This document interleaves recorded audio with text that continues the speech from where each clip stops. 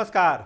आजकल बिहार में बड़ी चर्चा है पहले भाषण की, चाहे वो लीडर ऑपोजिशन राहुल गांधी का भाषण हो या फिर शांभवी चौधरी 25 साल की सांसद, बिहार से गई है चुन के समस्तीपुर से, पहली बार सांसद बनी, लेकिन जो अपना पहला भाषण दिया संसद में गर्दा उड़ा दिया।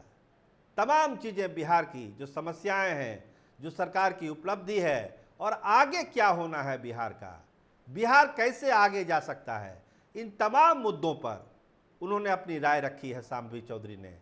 तो लगता है कि बिहार को अब नए नेताओं की नई पौध जो है मिलनी शुरू हो गई है।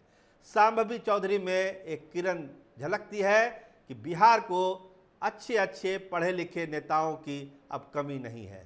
दिल्ली स्कूल ऑफ इकोनॉमिक्स से पढ़ी लिखी शांभवी ने जो भाषण दिया उसका विश्लेषण हो रहा है। क्या जो भविष्य की तस्वीर है बिहार की और यहाँ के नेताओं की, क्या शांभवी चौधरी उस खांचे में फिट बैठ रही है?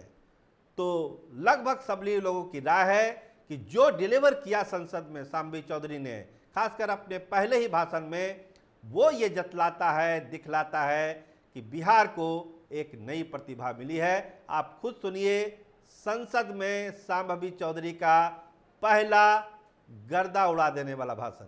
ऑनरेबल स्पीकर सर, एक युवा है और युवाओं का प्रतिनिधित्व कर रहे हैं। हम कहना चाहेंगे कि एनडीए की सरकार में the youth is being equipped with necessary skills and knowledge to face global challenges with initiatives like Skill India, Digital India and Startup India. Sir, Bihar के युवाओं की लगातार एक मांग रही है कि बिहार को विश्व राज्य का दर्जा मिले। बिहार का प्रतिनिधित्व कर रहे हैं, इसीलिए हम हमारे माननीय प्रधानमंत्री जी से अनुरोध करेंगे कि इसके लिए अगर नीति आयोग में कुछ बदलाव किया जाए तो उस पर उनकी विशेष दृष्टि हो और बिहार को भी आगे बढ़ने का सामान्य अधिकार मिले। और हम अपने राष्ट्रीय अध्यक्ष श्री चिराग पासवान जी को भी धन्यवाद देना चाहेंगे कि आज उनके वजह से बिहार के महिलाओं को और युवाओं को भी आवाज मिल रहा है। इस सदन की गरिमा और इस सदन के इतिहास को देखते हुए सर, दो पंक्ति पढ़ना चाहेंगे। जो भरा नहीं है भावों से बहती जिसमें रसधार नहीं, जो भरा नहीं है भावों से बहती जिसमें रसधार नहीं, वो हृदय नहीं है पत्थर है जिसमें स्वदेश का प्यार नहीं। और ओजस्वी प्रधानमंत्री श्री नरेंद्र मोदी जी के नेतृत्व में भारत लगातार विकास की ओर अग्रसर है। स्कूल और विद्यालय में ही बापू के विचारों को पढ़ती आई हूँ और आज ये कहना चाहूंगी कि बापू के विचारों को अगर सत्य निष्ठा से कोई आगे लेकर के जा रहा है तो वो एनडीए की सरकार है। सर, बापू का विचार था कि गरीबों को मुख्य धारा से जोड़ा जाए और एनडीए की सरकार बखूबी ये कर पा रही है। देश में 4 करोड़ से ज्यादा पीएम आवास योजना की स्वीकृति, 12 करोड़ परिवारों में 55 करोड़ व्यक्तियों को पीएम आरोग्य योजना के तहत स्वास्थ्य बीमा मिला है। 25 करोड़ लोगों को मल्टी डायमेंशनल पॉवर्टी के बाहर लाया गया सर और 80 करोड़ आबादी को पीएम गरीब कल्याण अन्न योजना के तहत लाभ लगातार मिल रहा है। एनडीए की सरकार ने बिना धर्म जात पूछे गरीबों का उत्थान किया है और उत्थान के लिए लगातार काम कर रही है। सर, हम बिहार से आते हैं और बिहार ने 2005 से लगातार एनडीए को बुलंदी और मजबूती दी है। बिहार में एक नेता, नियत, नेतृत्व और कड़ी निष्ठा से एनडीए बिहार को उसका गौरव और एक नया कीर्तिमान वहां पे विकास का गढ़ रहा है। हमारे पार्टी के नेता श्रद्धेय रामविलास पासवान जी ने लगातार बाबा साहब भीमराव अंबेडकर के पद चिन्हों पे चलकर दलित, शोषित और वंचित वर्गों को आगे बढ़ाया है।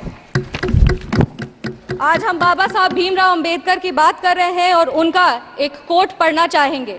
I measure the progress of a community by the degree of progress which the women have achieved. सरकार ने Women Reservation Act दे करके 33% आरक्षण दे करके सांसद में महिलाओं के आवाज को ना सिर्फ बुलंदी दी है बल्कि उनके अधिकारों की भी लड़ाई लड़ी है। लखपति दीदी की योजना, उज्ज्वला योजना और महिलाओं को मुद्रा लोन दे करके महिलाओं की आर्थिक स्थिति को मजबूत किया गया है। अगर आज हम आर्थिक स्थिति की बात कर रहे हैं तो हमें अर्थव्यवस्था की भी बात करनी चाहिए और देश आज विश्व की 5वीं सबसे बड़ी अर्थव्यवस्था है और 2047 तक विश्व की 3री सबसे बड़ी अर्थव्यवस्था होगी। माननीय प्रधानमंत्री श्री नरेंद्र मोदी जी के नेतृत्व में भारत देश को विकास का एक व्यापक स्वरूप मिल रहा है। किसान सम्मान निधि के तहत किसानों को न्यूनतम राशि मिल रही है, जिससे उनकी स्थिति में बढ़ोतरी हो रही है और आत्मनिर्भर भारत का जो ये सोच है, उससे भारत विश्व स्तर पर एक अपना पहचान बना रहा है। अगर हम विश्व स्तर की बात करें तो G20 के न्यू दिल्ली डिक्लेरेशन में 100% ग्लोबल कंसेंसस के साथ भारत आज एक विश्व मित्र के रूप में स्थापित हो रहा है।